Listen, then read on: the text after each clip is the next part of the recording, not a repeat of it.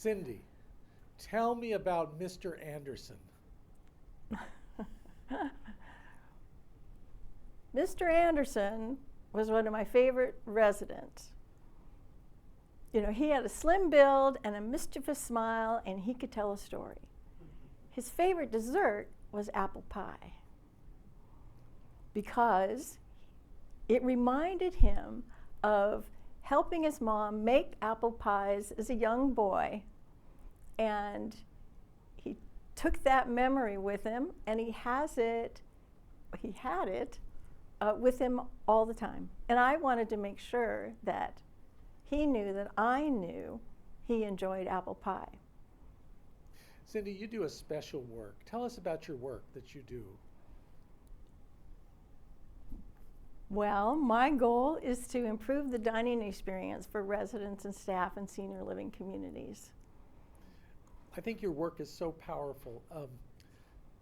Do people spend much time in these communities thinking about food? 70%. 60 to 70%. Residents think about food quite a bit, actually, as we all do. I resemble that remark. Okay. So, the dining experience, give us the title of your book. Why You Can't Dispense Food Like Medicine. Oh, okay. Now, why did you come up with that? What does it have to do with medicine? Well, it has everything to do with the fact that caregivers aren't trained to be knowledgeable about food service. Caregivers are trained to care for people, but caregivers who serve a number of meals aren't trained in food serving techniques. There's a cautionary tale I want you to share. It was about a resident who got denied something during the food hour and how that resident chose to respond to it. That he wasn't treated well by staff during the meal time, and he did not return to meals. Oh, you read the book. I did read your book.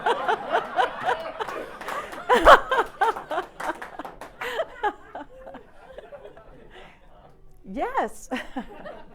The story, actually, I'm on a plane going to a conference, and a caregiver was sitting next to me, and we got to chatting, and I said, this is what I do. I try to improve the dining experience in communities, and she said, well, boy, do I have a story for you. She said, I was a caregiver, a private caregiver, to a woman who moved into a retirement community. On the very first evening meal, she went down to the dining room and she went to a table, she introduced herself, she pulled out the chair to sit down, and the resident said, you can't sit there because we're holding it for someone else. So she's like, oh my gosh, okay. And she walked to another table. The exact same thing happened. She was mortified. She went to one more table and she pulled the chair out because there were 2 empty seats. And a staff person came by and she said, Mr. and Mrs. Smith sit there, and they're coming right out the elevator, so you can't sit there. So she was so mortified that she went back to her room and never returned to the dining room again. 20 years. And she couldn't leave that community, but she didn't recommend it to anyone else either. We thought that kind of mean behavior ended in high school. They're getting it at the end of their life. But It's true. But you've shared with me that it's not staff's fault.